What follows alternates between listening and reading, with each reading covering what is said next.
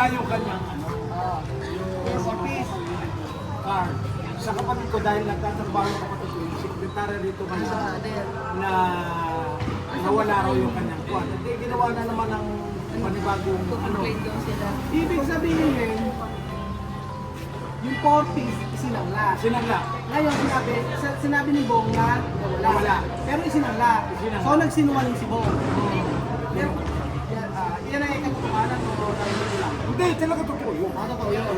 Magandang araw po sa inyo lahat mga amigo. Nandito po tayo sa may San Isidro, Nueva Ecija. At ayan po, nasa may police station po tayo. At si Kuya Virgin po, kita niyo po, formal na formal. At siya po ay kasama ni Kuya Jose at pupunta po kay Tatay Henry. Curious ba kayo kung anong itsura ng Tatay Henry? Kasama natin ang magandang Africana. Ang ganda oh. Buenos dias, guapa. Hola, buenos días. Ay, guapa. Chamame. Como una princesa. Gracias. Princesa de Aluwa, San Isidro, Nueva Ecija. Sí. Guapa oh. Diba? Ganda ni Chamame oh. Ganda ni Tia Cel sa mga amigo. At kasama natin siya. So, alam niyo naman yung nangyari sa pamilya ni Ate Ramily na talagang hindi tayo mapapakali hanggat nakakalabas si Tatay Henry. So, ngayon ay aayusin namin yung mga dokumento at base po sa aming source ay pupunta kami sa Megapan kasi doon nagkaroon ng kaso sa Gapan City. Ngayon, ang sabi sa akin, kailangan na maganda ng 2x2 picture. Nagpunta sila Kuya Virgin parang picturean, tapos papaprint namin yung paprint namin. Tapos pagkayari noon ay punta kami ng barangay sa Pulo para sa barangay clearance, and then kailangan namin ng ano ba? Barangay clearance, tapos ito yung pinakukuha sa amin eh. So matrabaho. And then para sa piyansa, tapos sketch ng bahay nila, tapos pa-picturean sila yan. Sketch ng bahay nila. Ganun po mga amigo. So pumunta kami sa may barangay muna para kumuha ng barangay clearance. Tapos pagkayari, diretso kami doon sa kila Ramilin, kay Ate Ramilin. Tapos diretso na kami sa Gapan. Tapos yun, papiyansan. And then nga pala mga amigo, yun, may kwento ko sa inyo. Ganito po yun. So binibigyan kami ng option kung paano pagpapiyansa. Pwede yung 10,000 na babayaran namin pero hindi na namin makukuha yun. At meron 20,000 para po yung maire-refund daw yata yung yung maire-refund kapag na-dismiss yung kaso. Paano madidismiss ang kaso? Kapag ka po yung nakalabas si tatay kasi mapiyansahan, ngayon ay pagka hindi mo tinang hearing yung nagsampa ng kaso ng twice, yun po, madidismiss yung kaso at makukuha namin yung... Natuwa na si tatay. Ano sabi? Natuwa rin ng pulis para makalaya na daw. Ano sabi? Natuwa na. Sino? Yung mga pulis din doon para daw makalaya na. Ganon. Pumayag na ng picturean. Walang problema, pinalabas pa kayo. Pinabas pa? Oo, doon sa gilid namin. Para maganda yung pagkaka-picture. Sana nung picture si tatay, sana gumas si tatay. Peace. Picture 2x2. Siguro ay baka isa na lang yata nandyan. Ano meron pa? Meron pa rin nandyan. Sabi ng pulis, picture mo to, 3 mil lang to, malaki-laki pang Stapa. ano nito, Ano? bayaran sa korte. Kaya pumayag na picturean. Wala daw problema. Picture nyo na. Halika, punta kay Nilo ngayon. Mga amigo natin sila kay Mang Nilo para po kumuha ng picture. Pinicturean na. Sabi nga nun na pinalabas daw to sa mas gandang picture. Sabi nga nun ng mga pulis ano daw, dapat palabasin yan sa halagang 3,000 ay nakulong, nag-i-stop pa. So hindi pa malinaw ang kaso niya, pero dapat alamin natin kung ano talaga yung nangyari kasi for 3,000 hindi ako makapaniwala na makukulong siya kasi ang sabi ng pulis sa amin ay ang stop po ay hindi ganun ka liit na amount. So ayun pa mga amigo, tayo lang po natin na tayo pumunta na po sa may barangay para makahingi ng clearance. So medyo matrabaho yung araw na ito pero okay lang, importante po ay makalabas si Tatay Henry. So ayun po mga amigo, natin tayo sa Mabuhay, Barangay Pulo, Nueva Ecija. At papunta na po tayo sa may barangay para humingi ng barangay clearance para kay Tatay Henry. So ang ganda dito sa Tabon mga amigo, tsaka sa Pulo. So mauna ang Tabon, sunod Pulo, at talaga namang puro palayan ang makikita mo sa lugar na ito. Ito po ay way papuntang Metro Manila na. So after nito ay pag nagdire-diretso kayo, San Miguel na po mga amigo. Bulacan. Oo, Bulacan na po. Nandito po tayo sa barangay mga amigo. At tayo kukuha ng barangay clearance. Tara na.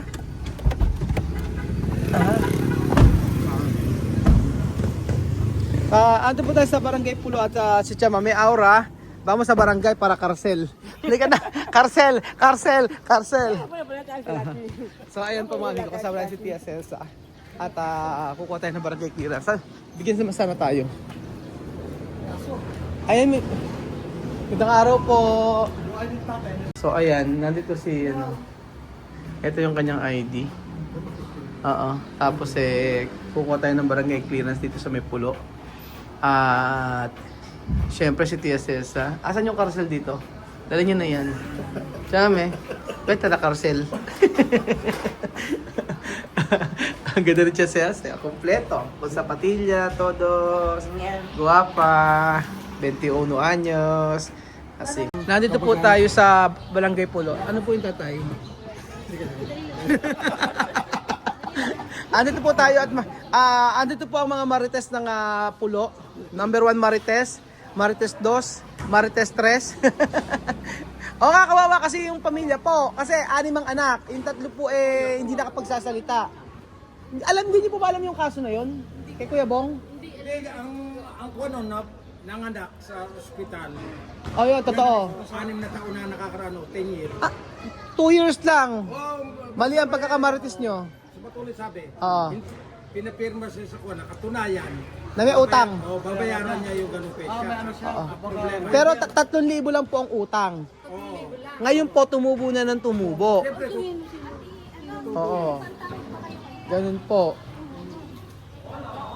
Ngayon, hindi namin alam yung totoong istorya pa talaga. Kasi ang makapagkukwento si Bong. At saka yung inutangan. Yung Bong yung nakakulong. At saka yung inutangan. Yung inutangan po, isang araw namin hinanap, hindi namin makita. Pero itinuro sa amin ni Bong.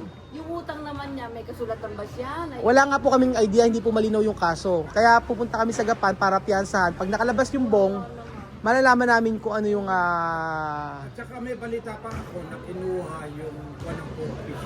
O yun. Ay. Na porfish. After tayo dyan. Kayo ang number 1 dito sa Barangay Pulo. Numero 1, chismoso. Pero nagsasabi ka na totoo, kaya okay yun. Totoo yun. Totoo yung kinuha yung 4 piece tapos isinangla. Sinangla. Oo. Tapos, pumunta sa Okay, kapatid ko. Okay, sit tayo. Sa kapatid ko, pumunta sa kapatid ko, inano yung nawala yung kanyang, Iyan naman sa akin dito. nawala yung kanyang yung office card. Sa kapatid ko, dahil nagtatrabaho yung kapatid ko, yung sekretary rito kanina, na nawala raw yung kanyang kwan. At ginawa na naman ng panibagong ano. Ibig sabihin, yung 4 piece isinangla. Sinangla. Ngayon sinabi ni Bong na Nawala. Pero isinangla. Isinangla. So nagsinungaling si Bong. Pero yan ay katotohanan o narinig ko lang. Hindi, talaga totoo yun. Totoo yun. Oo, ayun yan, doon sa kabahay ng kapatid. So ibig sabihin po pala mga amigo, yung kakilala mo pa. 4 piece na 18 isinangla, pero ang sabi ng ni Bong, yung nakakulong, ito daw po ay nawawala. So pag nawala, ano mangyayari? Pinalitan ng porfish, 3 buwan bago na. Ibig sabihin para hindi niya makuha, pera na nasa para hindi niya makuha, nagpalit siya ng palibago 4 piece na ID. Hindi ba kukuha yun? So napalitan, ibig sabihin. Napalitan. After 3 months daw, napalitan. Tapos, Hindi niya binayaran. hindi niya Yung inutangan. Oo, yun. So may pagkakamali si Mameno, tarjeta, dinero, banke, dat otro persona para cobrar dinero, porque tiene vale. Después esto chico, esta cárcel, coger, cambiar esta tarjeta para no dar aquí. Cambiar, hacer, mentir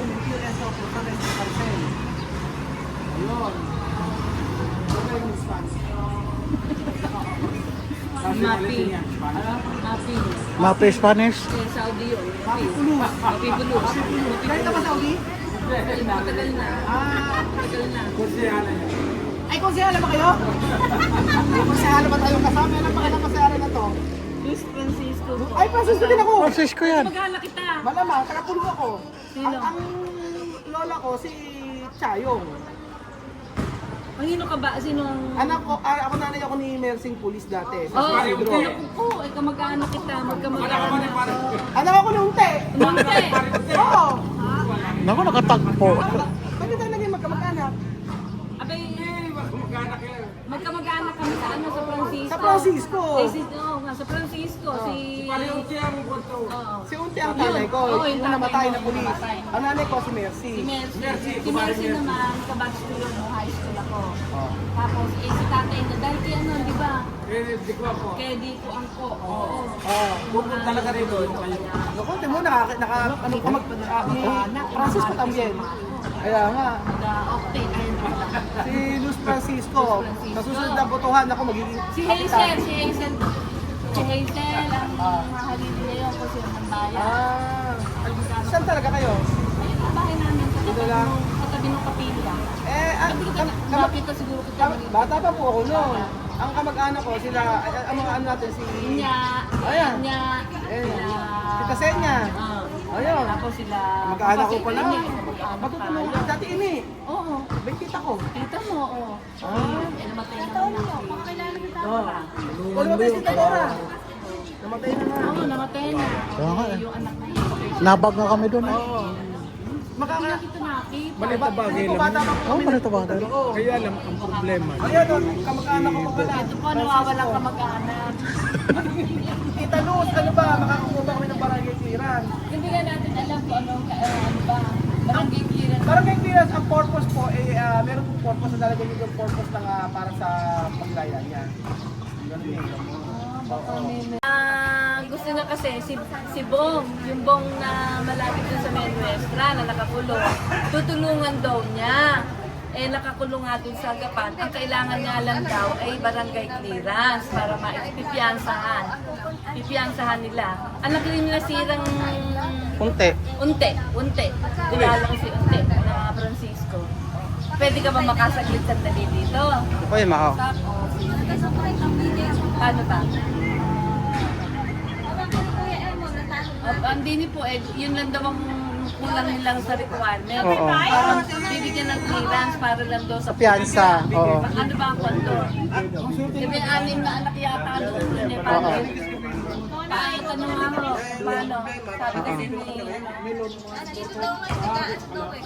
Kap, paano? Paano gagawin? I-issuehan na ng clearance? Kaya nga, i-issuehan na. Purpose ng clearance para lang sa piyansa. Inayaan na. I-issuehan natin. O sige. Ayan. Salamat. Okay po. Ayan po. Oh. Okay na po, bigyan ng clearance. Tita Luz. Ayun, bigyan nyo daw ng clearance. Oh. The purpose is to... Ano ba yung English ba yan? Tagalog? Piyansa. What is it? Bail, di ba? Bail yung piyansa? Bail. Oo. Oo, yun Ano ba lang. may purpose dito? Ano po? Yun siya, mami. Bigyan ng clearance. Bakit hindi sa mga dahil taga dito yun? Taga rito siya eh. Gawa mo ng letter na. May purpose. Oo. Or ano to, clearance intended to bail the ano yung pangalan ng sinayan. Ba, ang galing ni Tita Luz ah.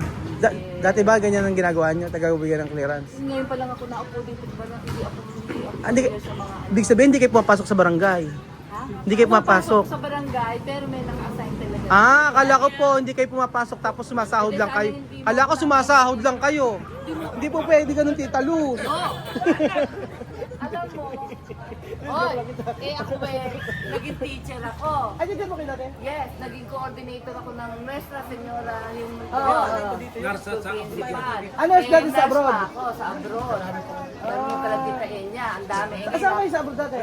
Saudi ako. Sa Saudi. Kaya pala naman mag-ano? Yes. Asawa niya yung Kaloy Francisco, yung dati. Ay, yung asawa ni Kali Francisco. Kamag-anak ko nga. Isa Wala baka iba sinasabi.